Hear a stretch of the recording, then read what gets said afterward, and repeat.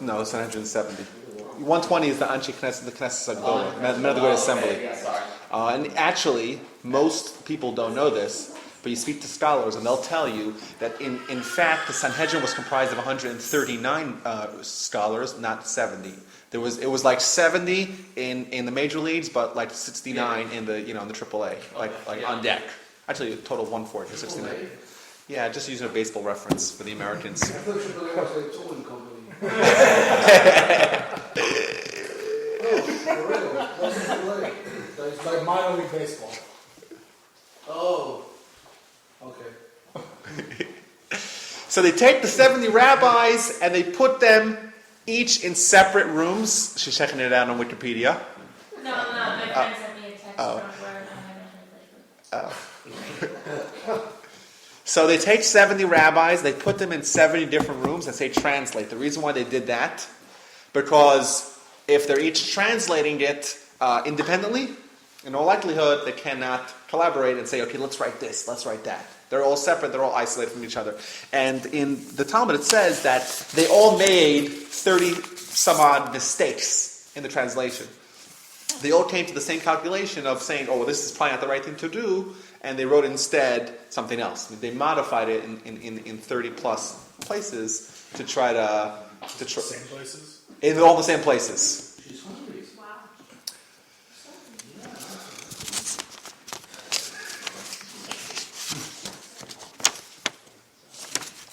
So the first place that they did that, I'm sorry for going into a winding discussion of Do they all get together and be like, hey, no, they didn't. That's the problem. They were all how isolated. did they make the same mistake? Well, I guess they came to the same conclusion. Well, to understand, what was the problem? How come the Greeks were so determined to have an accurate translation?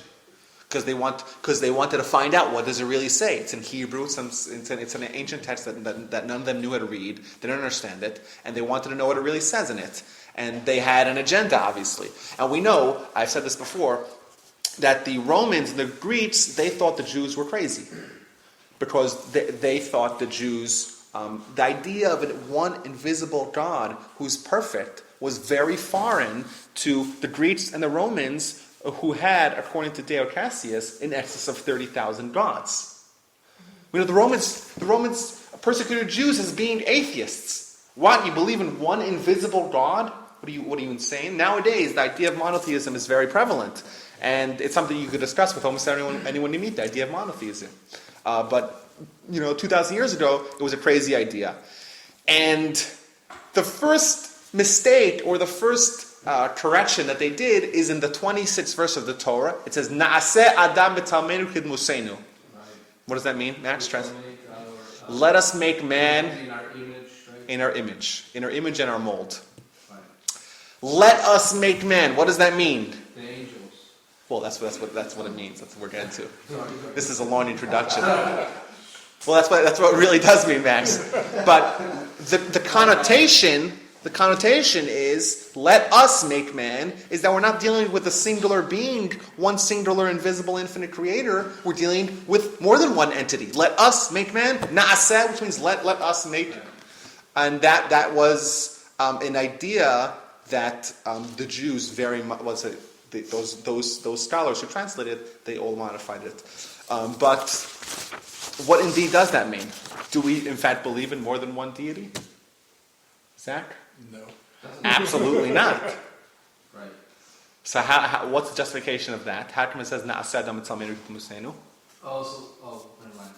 Say it, Max. No. This is interactive. Max, say it. It's my house. I'm giving you an instruction. Say it.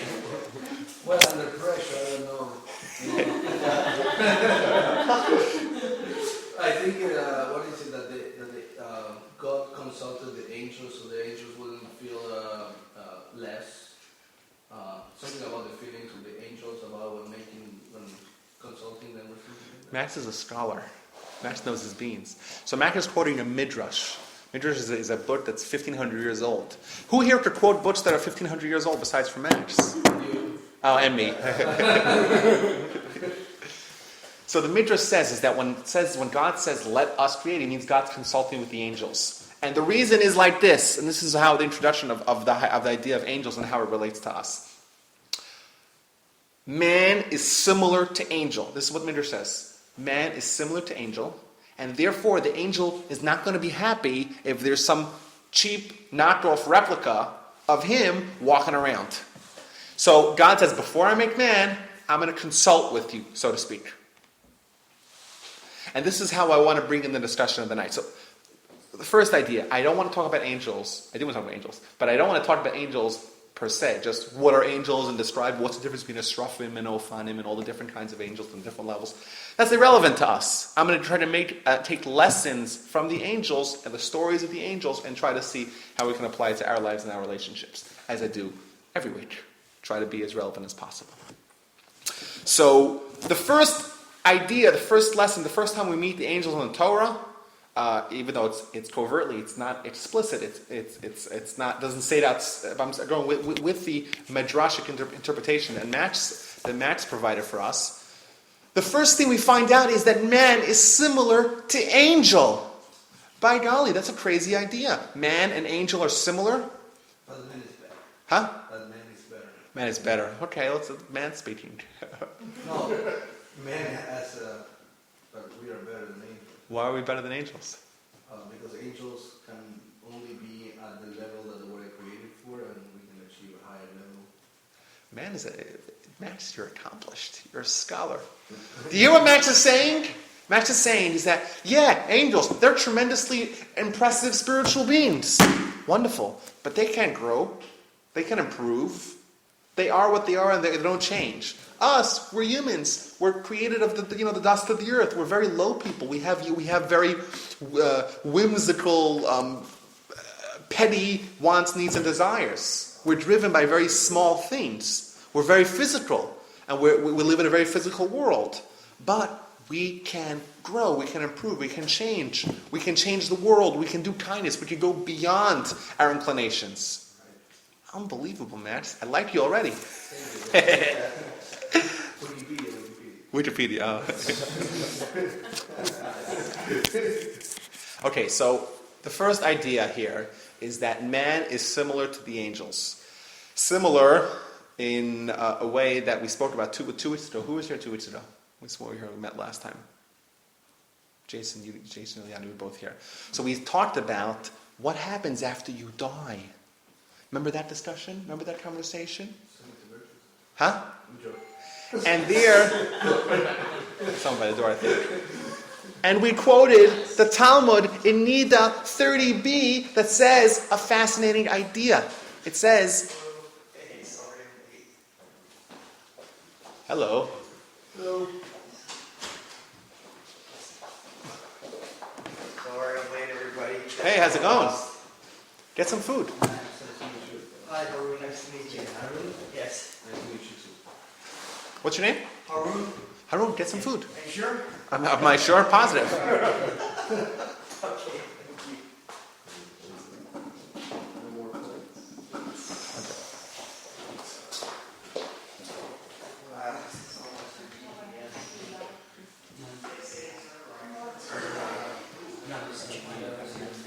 I'll grab it too. Thanks. Thank you. Oh, these are still warm.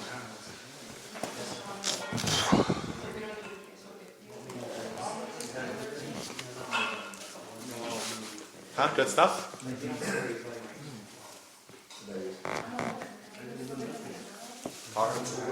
Parv. Where's Paul? Paul's working late? Yeah, he said he wasn't feeling well. It came out, but I got a sore throat. Time of the year. 'Tis the time for sore throats. I want to know what's in your head.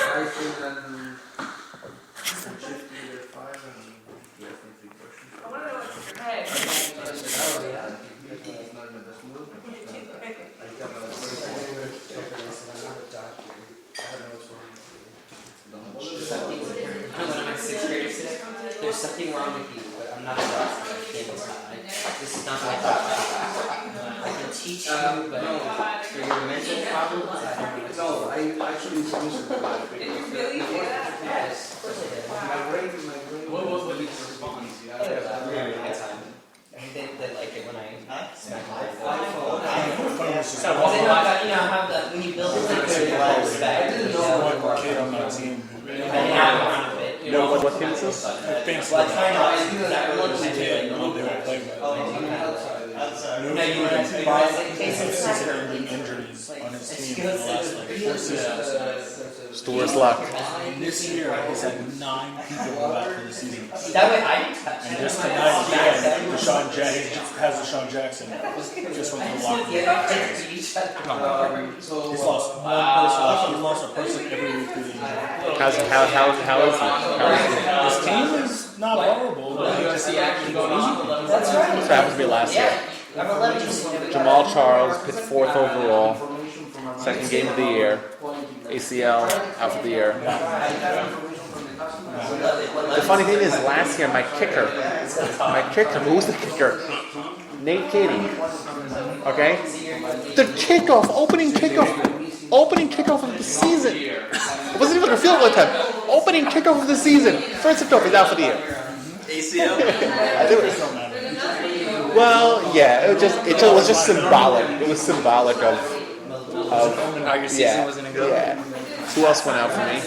I had the best draft in the history of fantasy football. he lost Greg Jennings.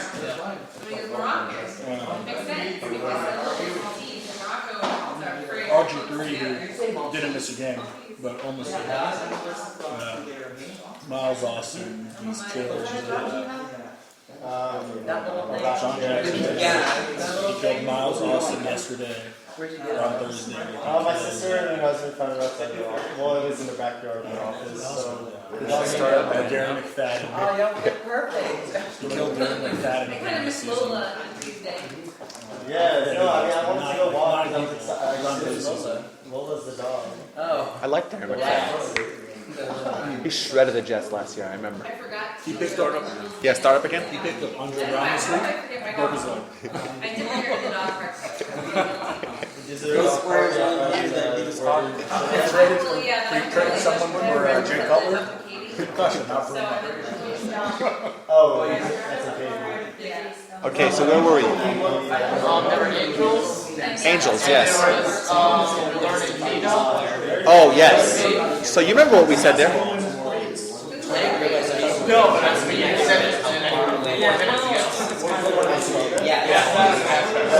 Anything that's not really 20 minutes. Okay.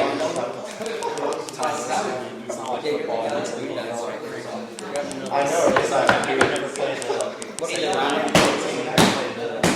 Okay, if we can resume.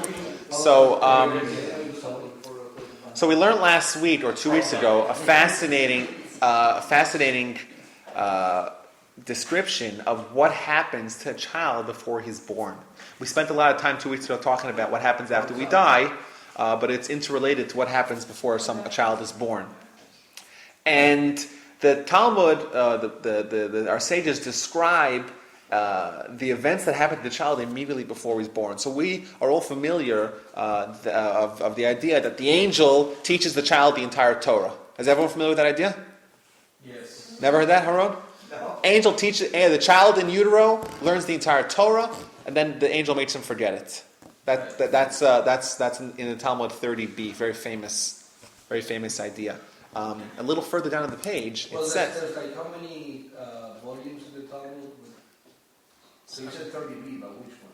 No, 30b of Nida. Of Nida. Nida, which is it the first, is the last, or is it somewhere in the middle, Jason? Last. It's the last. The last of all 63 books.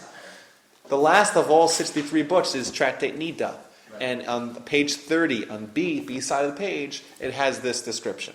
Now, the second thing that it says in that piece of Talmud, all the way at the bottom, it says a child's about to be born. They make him swear something. He swears something. He's sort of the Pledge of Allegiance right before he gets into battle. And he says, they tell him, "V'hevei yodeh," and you should know, "She'Hakadosh Baruch Hu Torah, the Almighty, is pure. The angels are pure, and your neshama, your soul, is pure." And you have to make sure to guard it in its purity, or else the Almighty is going to take it away from you. And then we know separation of guf v'neshama, or in English, soul and body, that's the definition of death. So, there is a correlation between humans, God, and angels. God is pure, whatever that means, but God is pure. The angels are pure, and our soul is pure. So they all go to the mikvah but us.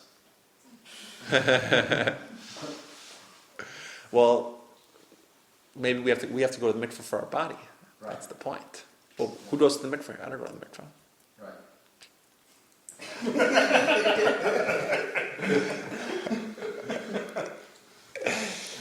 So we're saying this is a tremendous idea. We're taking a human and putting him on a pedestal. We're saying that the human, or at least parts of the human, are similar to angels, similar to God. Tremendous idea. And I think that this goes very well with the Rashi, with the Midrash that was quoted by Max, that we're about to create something so unique, so special. Humans are so unique and so special that we have to consult first with like mind or like creations. You're going to make something which is so similar to an angel, you better talk to the angel first, make sure they're not offended. Okay, so man is similar. This is what we talked about last time. Man is similar to God. Man is similar to angels. How is man similar to God? Neshama, right? No, our neshama is holy, but it's not similar to God. Created in His image. What does that mean? God.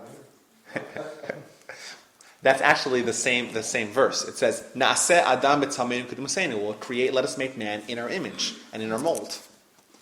What does it mean that man is created in the image of God?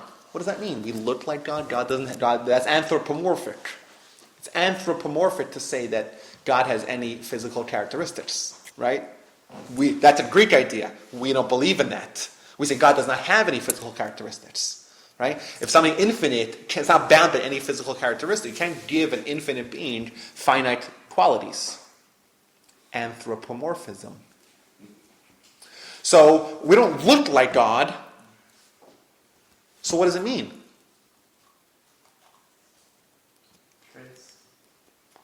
Traits? Yeah, Haruach or something. Like all these blows and whatever it is. Vayipach ba'apav nishmas chaim, and he blew in his nostrils of... Is that what you're trying to say? Yes. This is Genesis 1:27. Did I make that up? Who knows? Man is similar to God because there's only two entities, only two beings that exist that can make decisions. There are only two beings that can make decisions. God can make decisions, and humans can make decisions. No other animals or entities can make decisions. What I mean by that is that if you offer Annie, which is Mark's parents' pet dog, you offer it two food items, it can decide, do I want this one or do I want that one? That came up at the Shabbos table. We were discussing, do we have to make a bracha for the pets to eat? Do the pets need to make a bracha? The pets can't make a bracha. They're not pets. The pets have it's called this You don't have to make the bracha for the pets. There's a whole book that Yeah. I can't remember the name of it. Parashira? Parachute, right, there you go. Okay. I don't know if pets. I don't know what it means that animals can make. I don't know what to say. I'm more of a practical. Let's source it. Let's find out if it's real. So I'm not into that. But so animals can make such decisions. They can decide: do I want the falafel or do I want the shawarma? Do I want this form of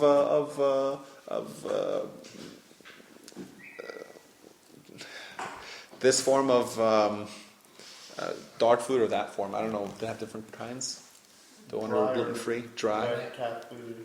They can make those kind of decisions. Do I want to play outside with a frisbee or not? Do I want to lie down here and do nothing?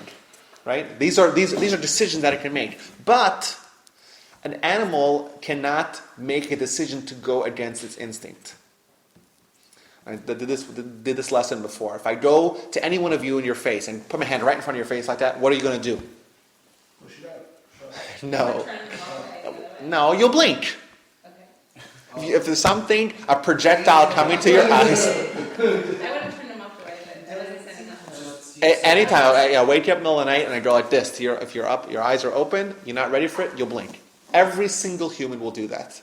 Because we're programmed to do that. We have DNA, and the part of it is self-preservation. One of those things, however it came about, we have the ability to, we're programmed to survival. And survival means, part of survival means that if you see something coming out your eyes that could potentially damage it, your body automatically, without you making a cognitive decision, it just closes. But we're the only ones who could make a decision. You know what? Even though I'm programmed to self-preservation, to survival, and I protect myself, and the human body can go to great lengths to survive and to protect itself and to protect its kin, still, we're the only creature that can take steps contrary to the way we're programmed to do. We could go against our instinct. We could go to the roof and jump off if we were to decide to do that. So is that what you call seichel, like intellect? That's we call it either seichel. Seichel is maybe the proper Hebrew word, of the idea of guf neshama, the idea of free will, of bechira. Right. We have the ability to make the decision, to make those decisions. You cannot have, just as a good example, there's only one animal in the world that ever commits suicide knowingly. Who knows what that is? The dodo bird? Anybody? Nobody. If you surround a scorpion with fire, the scorpion will poison itself, will kill itself. Really? Really? We try that? Well, sure. You have a scorpion in your pocket? That's crazy. You'll buy a pet scorpion? Yes, I think you can see it on YouTube even. Yeah. You can see anything. But that is exactly my point. Every scorpion will respond the same way. Because that's the way they're programmed to do. They're programmed that if you're surrounded by fire or extreme heat from all different directions, you know you're going to die anyhow, you kill yourself. Otherwise, animals will do anything to self-preservation. All they have is the instinct. All they have is the blinking. They don't have... Well, if they can't. Zach is way ahead of us in this discussion. He's already planning how we're going to... So So what did you do, sorry? Huh? What did you do when he said? I said he's planning how we're actually going to test this. Oh. But the point is that humans are the only creatures that are able to make decisions. We have instinct, and we have the ability to go beyond the instinct. And there's a great analogy to describe this. You imagine, let's say, anybody knows here what the most popular place to commit suicide in the world is? Japan? The bridge. The Golden Gate Bridge. Yeah. Really? Yeah. It's one of the biggest... Yeah. Japan usually has suicidal... What? I thought Japan has... Oh, they might have the highest, but they all fly to San Francisco. That's the most popular place. So let's say we take a field trip, all 12 of us, whatever, and we go there and we wait around, and an average of it is like 1 or 2 a day, and we go and wait, and we see the guy, and he's hanging there, and he says, "I'm doing it," and he says, "Come on, don't do it." We start having a conversation with him, and he's there, he's holding onto the pole. He says, "If you get a step closer, I'm jumping." So we step back a little bit, and I say, "Okay, guys and girls, let's try an experiment." So we pick up a rock. Each one of us pick a rock. Or I pick up a rock. I'll be the one, sacrificial lamb, to do it. We pick up a rock, and we tell him, "Hey!" And as we tell, "Hey," we throw a rock at him. Right? He will duck. If you see a rock coming at you, you may be on the precipice. You may have the full intention to kill yourself. You may want to do the complete antithesis of self-preservation, but that does not turn off your clock of your body, your instinct, to self-preserve itself. Your instinct is programmed in one direction. Your instinct is programmed to preserve at all costs, and it has these natural reactions, these instincts that are built in, and that you can never turn off. Even though you could go and actively take steps against that. That's just an illustration of how humans make decisions, or can make decisions. We're lazy, right? You wake up in the morning, you're tired, you want to go back to sleep, you can say, "No, I'm getting up, I have a job, I can do it." Your body's telling you, give me more sleep. I went to sleep last night at 3 in the morning, I have a headache. But you have to get to work on time. You're able to go beyond your instinct. You're hungry. But I'm trying to stay off gluten for a few weeks. Right? You're to do that, right? We're able to do that. That's a decision it's a uniquely human phenomenon to do that. Your body says, give me gluten, and you say, no, I'm making a decision to go against that. That's the point. And these things, this particular trait is in every aspect of our lives. We're able to make decisions in every area of our lives. And this is the... And we're similar to God in this way. We're able to make decisions. That's how we're similar to God. We're similar to angels because, like angels, angels are We are superior than angels. Huh? They don't have the ability to choose. correct. That's the point you said earlier. And we do. We're way better. We're the best. Right. We are similar to angels because we can have empirical knowledge. We can make decisions based on intellect. We're able to be rational. We're able to use the tremendous abilities, cognitive, intellectual abilities, to make decisions, we could potentially follow our intellect. We have that ability. It means, on one hand, the angels don't have the base desires or the instinctual programming that we have. They don't have that. All they have is straight up intellect, and that's why they can make decisions, because they don't have that. They don't have that duality, that dichotomy of these two forces. They don't have it. But what they do have is is intellect, pure intellect. And in that area, we have that, but coupled together with that is also a base instinct is akin to animals. So, Jewish philosophy will teach you that man is a blend, is a hybrid, is a compilation, is a coagulation of animal and angel. We're similar to animals because we too have instincts. We too are programmed to blink when something comes at us. We too have hunger and have physical needs, wants and desires, just like animals. We're similar to angels because we can use intellectual, empirical, cognitive thought to come to decisions, governed by intellect alone. But we have those two ideas mixed together. We're a blend of those two. So yes, I'll tell you that man is similar to angel, but only in a certain way, only a certain part of man.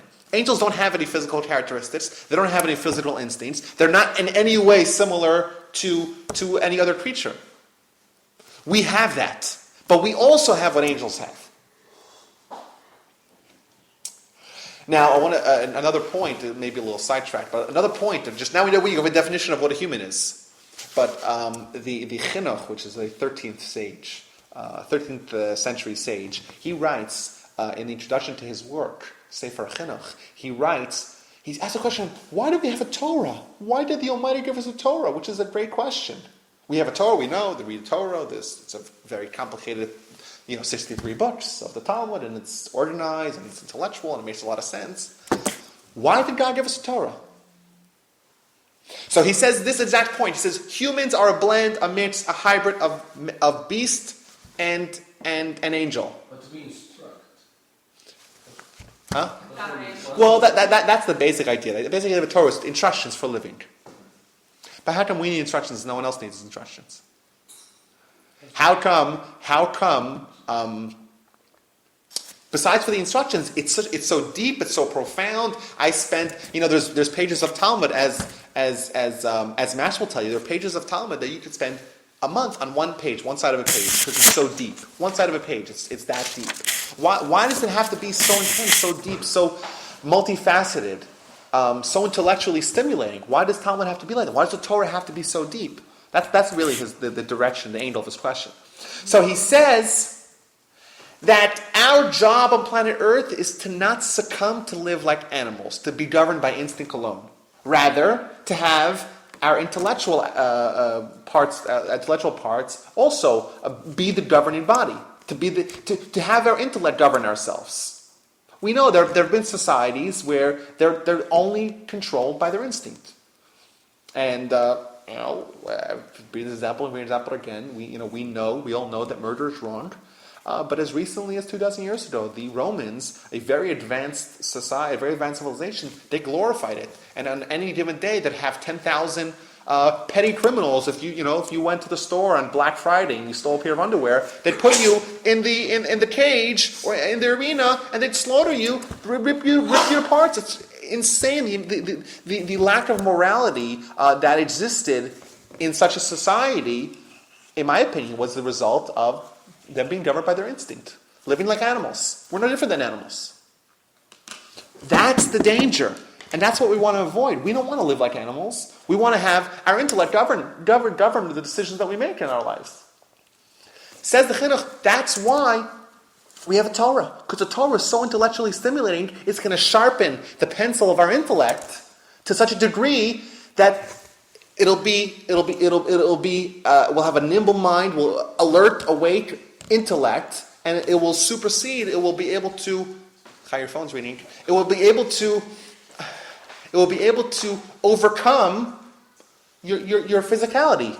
That's why we have a Torah. That's why it's so deep. It's so intellectually stimulating, because it's supposed to take us, the human, and make our intellect so sharp and so potent and so nimble and ready to pounce intellectually. We become such intellectual madmen that we will be governed by our intellect, which is a side point. But yes, man is similar to angel. We have intellect. We can be like angels. Man is similar to beast as well. The angels have to be consulted. The Almighty is going to create this incredible being that's instinct, yes, like an animal, but also with a heavy, heavy dosage of angel-like intelligence. You better consult with the angels. We are similar to the angels. We know part of our prayer, a big part of the Jewish liturgy, is based upon the prayers of the angels. We know that Kedusha, that part of the prayer, we all put your feet together. How do you put your feet together? Because similar to the angels. How come we say the morning prayers, we pray like the Seraphim and like the Ophanim. I don't even know what these things mean, but they're different names of different angels. Because it said that angels are only supposed to have like one leg.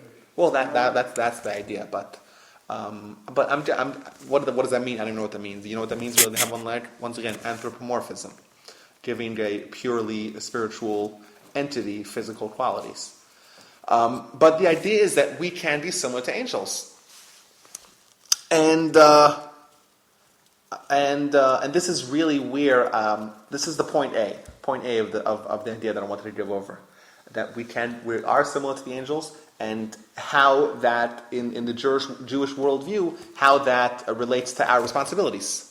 To be more like the angels, to be more governed by our intellect, to not succumb to living your life based on instinct alone.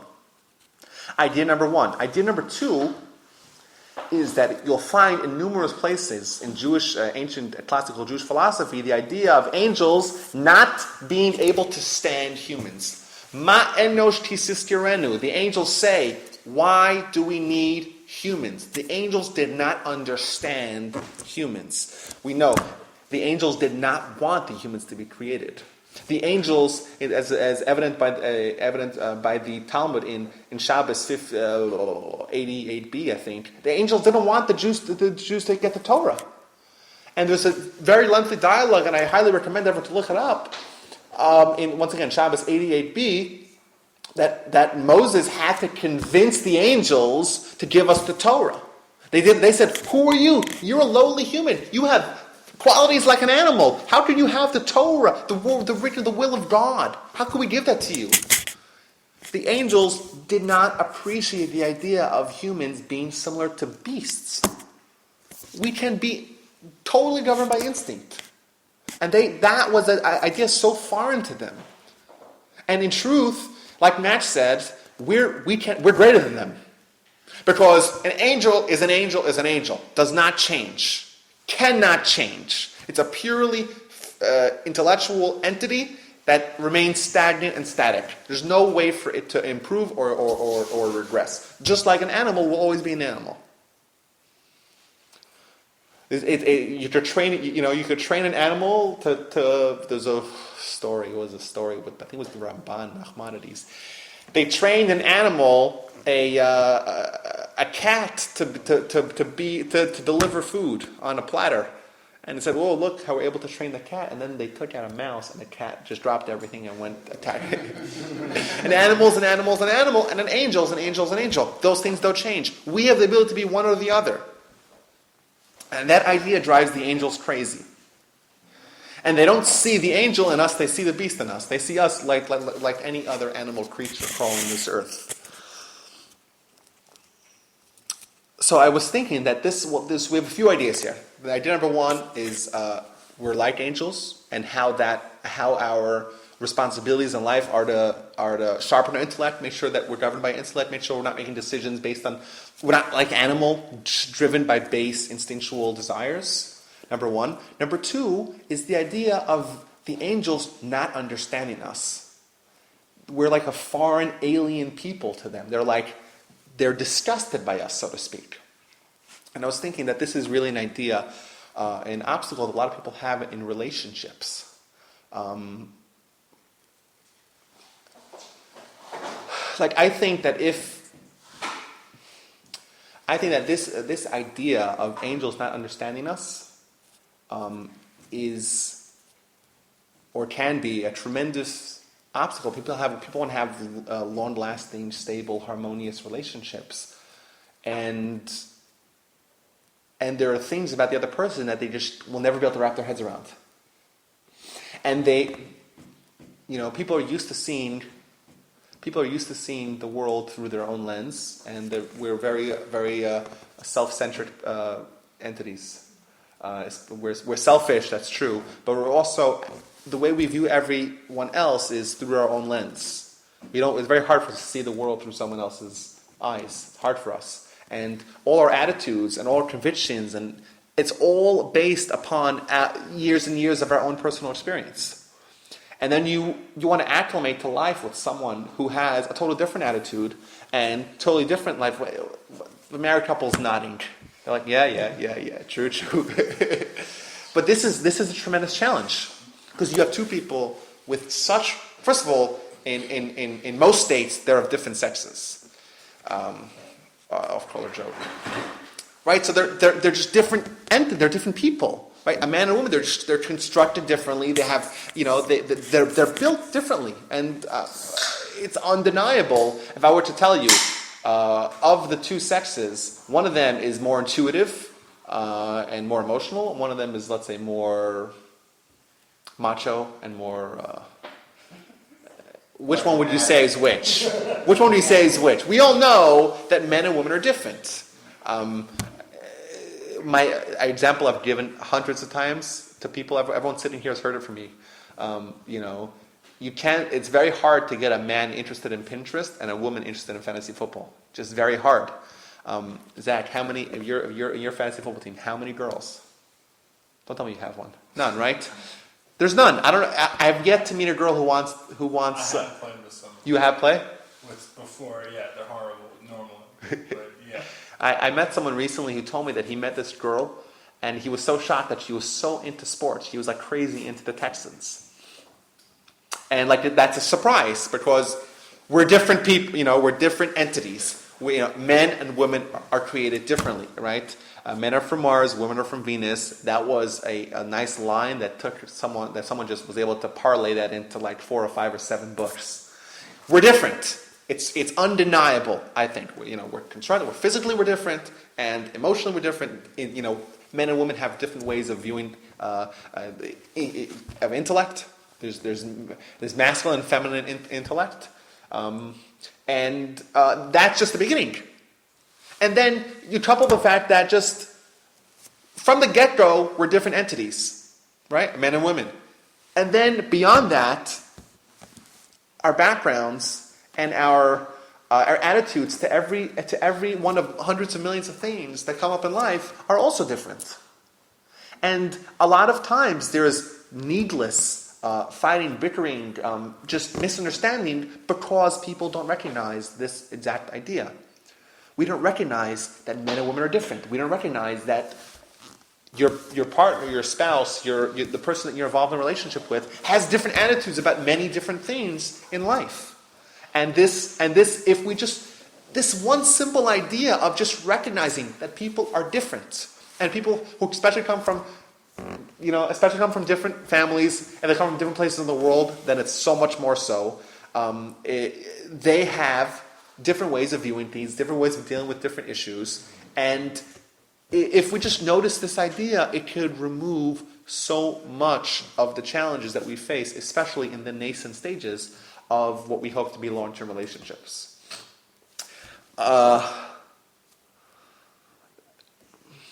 With the idea of the men and women, this is something I think the men will agree with me. Men cannot understand the idea of buying flowers. It's a foreign idea. If you have a Jewish mother, you understand. Oh, you know you have to. You just don't know why. It's you're buying shrubs. Same concept. Well, it's just shrubs that have no use. Right? There's no function for them. They're dead within a week for sure, or 10 days maximum, and they don't improve life in any way for anyone. That's what men think, and women say, "What do you mean?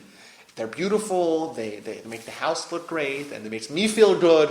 And men don't understand that, and that's why I tell men that you just go buy it, and you'll spend the money, and it's money well spent. I hope my wife is not listening.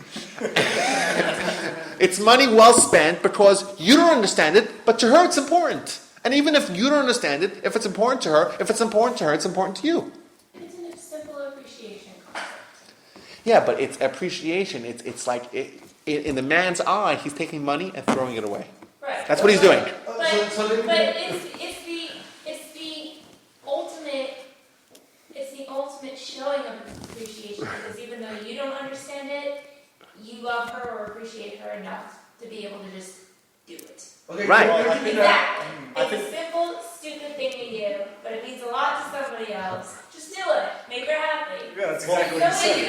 Yeah, I agree. My sister and her husband have been married for 3 years. You don't have to spend money on Okay. a flower from a garden.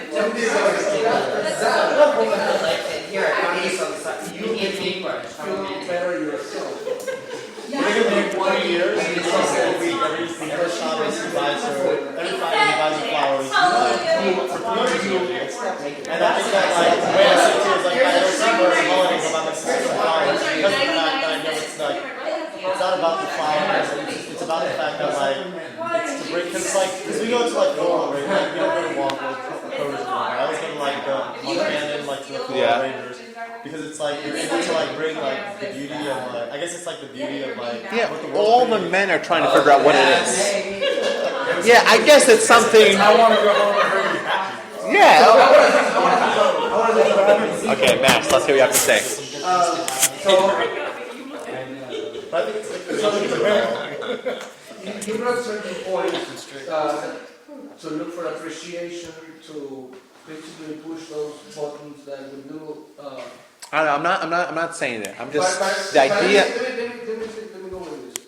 So you said, okay. Got hot again, huh? Intellectually, That's what happens. So intellectually, you say that even though we have no appreciation for what somebody else may have, the fact that somebody else completely has a different perspective and sees something. But now that's simple, right? Chocolates or flowers. Now I want to bring it to the next level.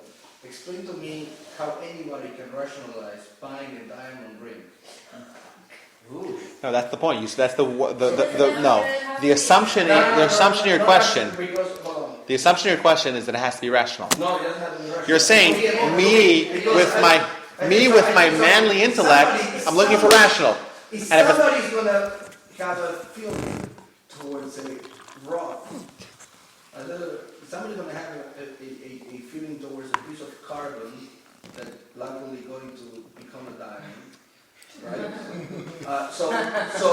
And if they have expectations towards that, which is just no more than a rock, and then you fail in fulfilling this, regardless of your intellectual, you're in deep shit.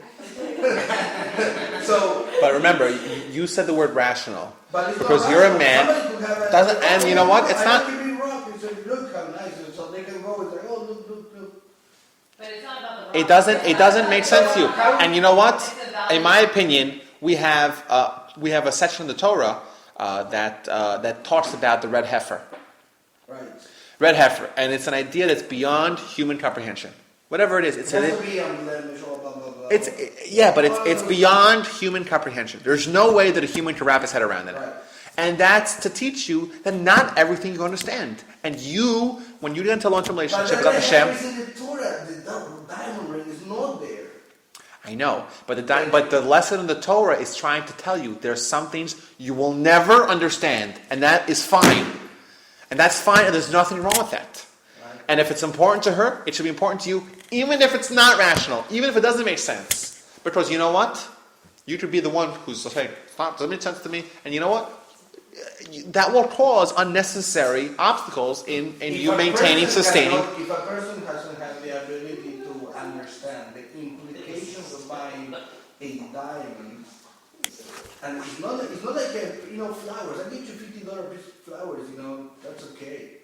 There's no rock for $50. You know? Okay, I'm going to explain to you exactly why it is.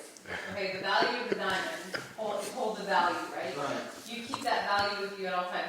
Say tomorrow the husband drops dead or something happens, God forbid. But I'm just saying, it's not like health insurance. It's that I want to make sure you're always See what she's saying? Like, Max, what she's saying is like this. What she's saying, I simply think of it as all the woman make sense to the woman, right? Showing your love and wanting to make that commitment with somebody. See, Max, It's not that too. It's not necessarily. what the women are saying, they're extrapolating, or they're distilling from the diamond what it means to the woman. I mean, you look at the diamment. So it's like basically, No, listen, Max. No. No, Max, like this. What Jillian said was that to the woman, the rock means security. What Jessica says, to the rock means love. What you're saying, the rock is a rock. So that's the way the man sees it. A rock is a rock is a rock. And you're right, it is a rock. But they see security and they see love. I see $2,000. I don't care. Oh, 2,000 nothing. Now they want 30, 50, 100,000. That'll put you to bear $2,000. 2,000, no problem. 100, 30,000. Not gonna happen. Last 2 weeks ago, 3 weeks ago, I said how much I felt that love. It's all about feeling safe, and it's like you have to feel safe in the relationship. And like, I don't know, I've heard that diamonds are forever, and so like a diamond is forever, just like that safety. It's forever safety, but flowers are not forever. Flowers die every week, but it's not about the flowers, it's about that sense of security. Yeah, the flowers that took Because a man is supposed to bring the fake flowers. But a man is supposed to, generally a man is supposed to make, like a man makes a woman feel safe. Right.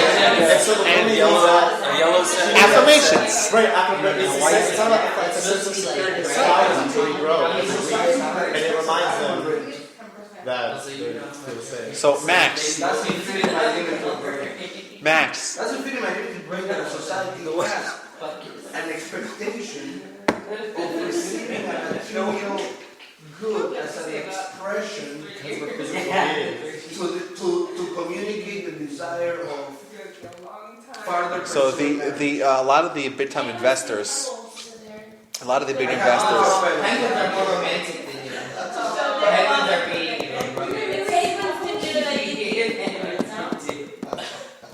so a lot of the big investors. I'm sure that Remember, Max, it's the theory, it's not the practice. It's the theory behind it. No, it's not a theory, it's real. They actually go looking for the prettiest or the She largest saw happy pebble to get their female penguins that they want to be mates with for life. Not kidding, you can look it up.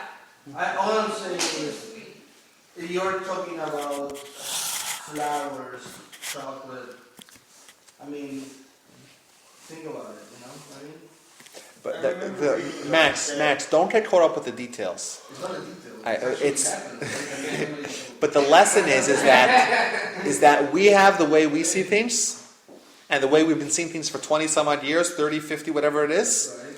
And if we want to be successful in our long-term relationships, we have to try to find a way to see things a little bit differently, from a different perspective. No, I'm from So Argentina. you- I completely see something very different. Not here as in this table, as in Yeah, for sure. I'm saying, and that would compound. That's why, in my opinion, I don't believe that it is prudent for people of. I'm saying, there's exceptions, of course, but all things being equal, I don't think it's prudent for people of come from different cultures to settle down for a long-term relationship, because that's just another thing that they'll have to go through, another obstacle, another challenge. Why? $10,000 obstacle. No, I'm saying I'm saying that if you're from Argentina, you should marry someone from Argentina, because the amount of acclimation will be less than if you marry someone from California. That's what my parents say about me dating and wanting to marry someone Jewish. They say it's better to find someone Jewish. You can share with them, what's going on. We know Yeah, that but I'm just trying to bring it like home. that to the- real. Let me tell you something. Well, what I'm saying is that- at the end of H's High, It's not from the same at the end of background. H's High, what does it say? You know what it says. At the end, on Shabbat, we sing a song for a woman, and at the end it says, Isha Yirat Hashem, that a woman that fears God, right? It means that basically, a woman that fears God is a woman to be praised, right? So that's more important than, right? I'm not saying more important, less important. I'm saying I'm just saying, to every single person who wants to have a long-term relationship that's stable, happy, harmonious for a long time, will have to go through challenges to that acclimation. Everyone. What I'm saying is, the point I just said recently is that we don't want to compound, increase, exacerbate, augment the difficulty of the acclimation period. So what I said, the point I just said last, was that if you're from New York and you want to marry someone from Australia, fine. But you'll have a higher degree of difficulty in acclimation because you're that much more different than you would be if you. I think that depends on the personality, but I think that going back to the point, as far as like understanding somebody rationalizing an idea versus somebody else not rationalizing it, but having an emotional, awareness or an emotional arousing feeling towards something physical or material. It's valid, and nowadays arguing that. But the fact that somebody has expectations towards something material, that's where it comes. And you know what? I'm willing to venture a guess that people from your part of the world, people from Argentina, are much more simple, and they don't expect as much, and that's probably the culture that you grew up in.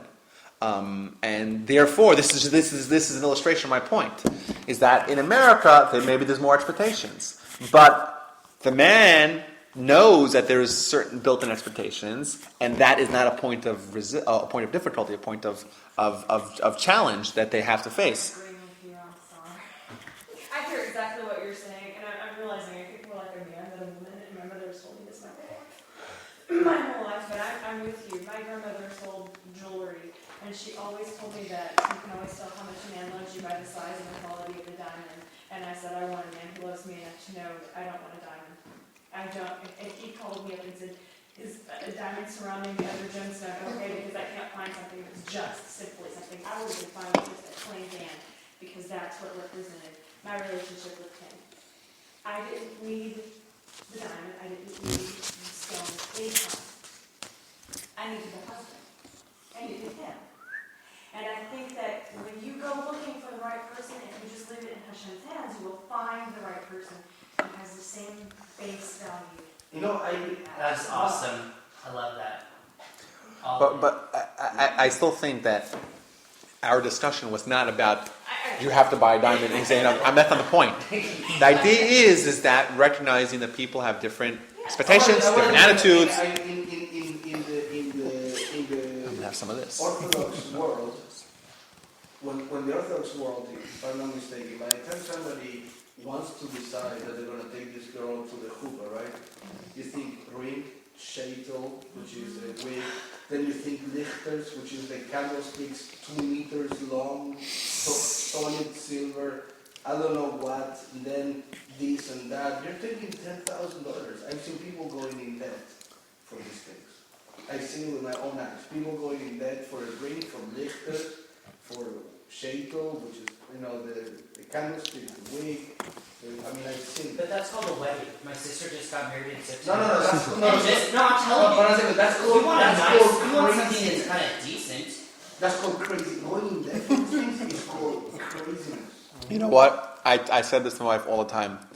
I said that my wedding was, I think it's extravagant, but it might have not been very, very, very extravagant, but it costed a lot of money. And to me, I would say if just get 10 Jews and the rabbi get married on a Sunday afternoon, I don't need the whole party, I don't need this, I don't need the 500 people there, I don't need the fancy hall, I don't need anything. And that's maybe the way a lot of men think. What a waste of $50,000, $60,000, $80,000. I'll take the money cash. But you know what? I'm not the only player in the arena. Something like a mini. If your parents Same want, thing, I didn't want a huge wedding. if your That's parents so want, romantic. Still very romantic. I just No, but my this- whole question is like, why are there like I don't understand why there's expectations. Like to me, it's like if there's an expectation. Why don't people just ask? Like I don't ever expect things. That's communication.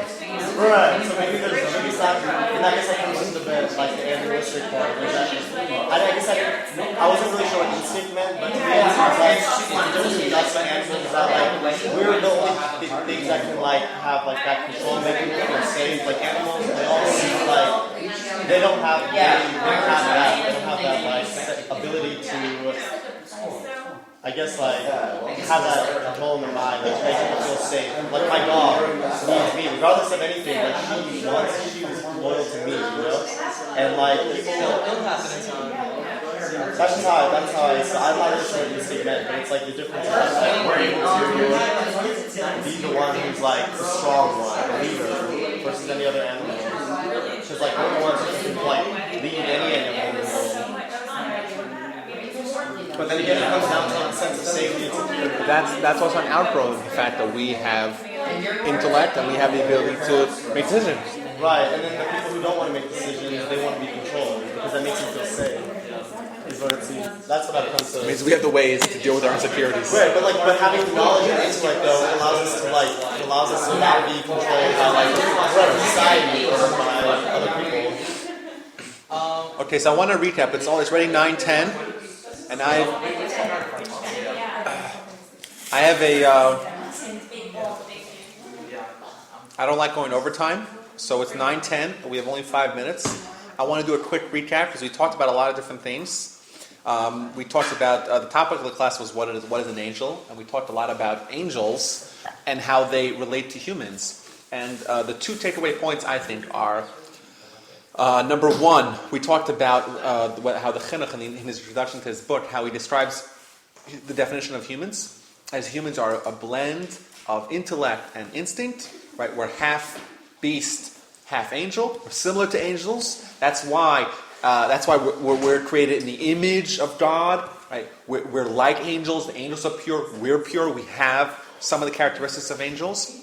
We have some characteristics of beast as well. We're a blend. We have to make decisions. We're able to make decisions. Do we go this way? Do we go that way? Obviously, we want to live more like angels than like animals. That's point number one. Point number two is we saw that there is a disdain that angels have for humans. Angels always said, "Ma'enosh kisistirenu," the Talmud that I all advised you all to look at, the whole very interesting narrative that happens when Moses has to try to pry the Torah out of the angels' hands. They said, "Who are you? You're a human. You're like an animal. How can we give you the Torah?" And we said that the angels do not understand how we have this blend of animalistic and angel qualities. This is an idea which is totally foreign to them. And therefore, they dislike us because we're weird, we're odd, we're strange. They don't understand us. And the lesson, I think, that's practical for us, not necessarily, we don't, I don't want to have here a lengthy scholarly discussion on men, relations between men and the supernatural. That's not the point. You can listen to Coast if you want to hear about that. Was it like 10 o'clock, 11 o'clock? 12 o'clock. Thank you. So you can listen to that if you want to find more about that, listen to them. But the takeaway lesson is that they don't understand us. They have their way of seeing things, and they're not willing to change that mold, and therefore the relations between us are strained. And for us, this means that if we want to embark on long-term sustaining relationships that are stable, harmonious, we're going to have to deal with a level of layers of acclimation, especially because men and women are different. But it's very important for us to recognize that we are different and we have different backgrounds. It means we're different just physiologically, but that's compounded by the fact that we grew up in different families, different neighborhoods, different societies, and different parts of the world. Those things all increase the degree of the degree of difficulty of the acclimation period. And it's important for us to recognize that some things may not make sense to us. Us could be men or women. It doesn't make sense to us, but to them it's important. And I recognize that I do not understand. I'm precluded from understanding some things, and that's fine. But if it's important to them, it's important to me because they're important to me. And that's I think it's so important, and it's so important, and it's so critical for us if we want to actually have long-term, staying relationships. We want to minimize the amount of obstacles and challenges that we encounter. Throughout the course of our relationship, it's important for us to ingrain this idea into our heads. We're different. It's fine. I have to learn to see the world not necessarily in the way I view it, the way I've always seen it. That's the way it is, and that's it. There's no arguing. This is my way or the highway. We have to open up our eyes and minds to other people, and there's different attitudes, and that's fine. And it doesn't make sense to me that to me, flowers are totally irrational. It does not make any sense. I don't get the whole thing, but to her it's important. To her, flowers is not a bunch of shrubs. It means security. It means love. It's impossible for men to wrap his head around that idea. I'm not buying a bunch of shrubs that are going to die in a week. That's not what I'm buying. I'm buying security for her. I'm buying love for her. He cares for me. He thought about me. These are things which are so hard for us to understand, but we have to know it, and I think they'd be very, very crucial for us maintaining, sustaining, developing long-term successful relationships. That's what we all want. And thank you all for coming. We'll see you all next week. Yes, every day. Thanks, Ryan, for coming. I always enjoy coming.